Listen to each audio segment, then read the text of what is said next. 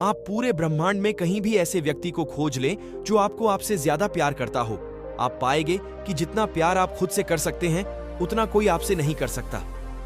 कोई तुम्हारे कंधे पर हाथ रखता है तो तुम्हारा हौसला बढ़ता है, पर जब किसी का हाथ कंधे पर नहीं होता तुम अपनी शक्ति खुद बन जाते हो, और वही शक्ति ईश्वर है। यदि कोई व्यक्ति लोगों से कम बात करता है तो उसे घमंडी, मतलबी और बेकार न समझे। हर महान व्यक्ति दूसरों से ज्यादा खुद के साथ बिताना ज्यादा पसंद करते हैं। कोई व्यक्ति इसलिए ज्ञानी नहीं कहलाता क्योंकि वह सिर्फ बोलता रहता है, लेकिन अगर वह शांतिपूर्ण, प्रेमपूर्ण और निर्भय है तो वह वास्तव में ज्ञानी कहलाता है। किसी विवाद में हम जैसे ही क्रोधित होते हैं हम सच का मार्ग छोड़ देते हैं और अपने लिए प्रयास करने लगते हैं।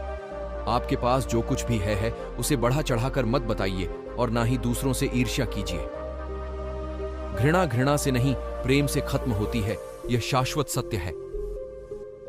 स्वास्थ्य सबसे बड़ा उपहार है, संतोष सबसे बड़ा धन है, वफादारी सबसे बड़ा संबंध है। बिना सेहत के जीवन नहीं है, बस पीड़ा की एक स्थिति है, मौत की छवि है। बुराई होनी चाहिए ताकि अच्छाई उसके ऊपर अपनी पवित्रता साबित कर सके। वह जो 50 लोगों से प्रेम करता है उसके 50 संकट हैं। वो जो किसी से प्रेम नहीं करता उसके एक भी संकट नहीं है। खुशी अपने पास बहुत अधिक होने के बारे में नहीं है, खुशी बहुत अधिक देने के बारे में है। जैसे मोमबत्ती बिना आग के नहीं जल सकती, मनुष्य भी आध्यात्मिक जीवन के बिना नहीं जी सकता। 3 चीजें ज्यादा देर तक नहीं छुप सकती, सूर्य, चंद्रमा और सत्य। क्रोध को पाले रखना गर्म कोयले को किसी और पर फेंकने की नीयत से पकड़े रहने के समान है। इसमें आप ही जलते हैं। क्रोध में हजारों शब्दों को गलत बोलने से अच्छा मौन वह एक शब्द है जो जीवन में शांति लाता है। जीवन में किसी उद्देश्य या लक्ष्य तक पहुंचने से ज्यादा महत्वपूर्ण उस यात्रा को अच्छे से संपन्न करना होता है। बुराई से बुराई कभी खत्म नहीं होती। घृणा को तो केवल प्रेम द्वारा ही समाप्त किया जा सकता है।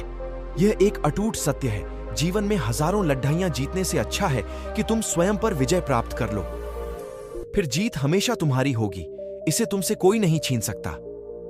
सत्य के मार्ग पर चलते हुए व्यक्ति केवल 2 ही गलतियां कर सकता है। पहली, या तो पूरा रास्ता न तय करना, दूसरी या फिर शुरुआत ही न करना। भविष्य के सपनों में मत खो और भूतकाल में मत उलझो, सिर्फ वर्तमान पर ध्यान दो। जीवन में आप चाहें जितनी अच्छी अच्छी किताबें PRH लो, कितने भी अच्छे शब्द सुनो, लेकिन जब तक आप उनको अपने जीवन में नहीं अपनाते तब तक उसका कोई फायदा नहीं होगा।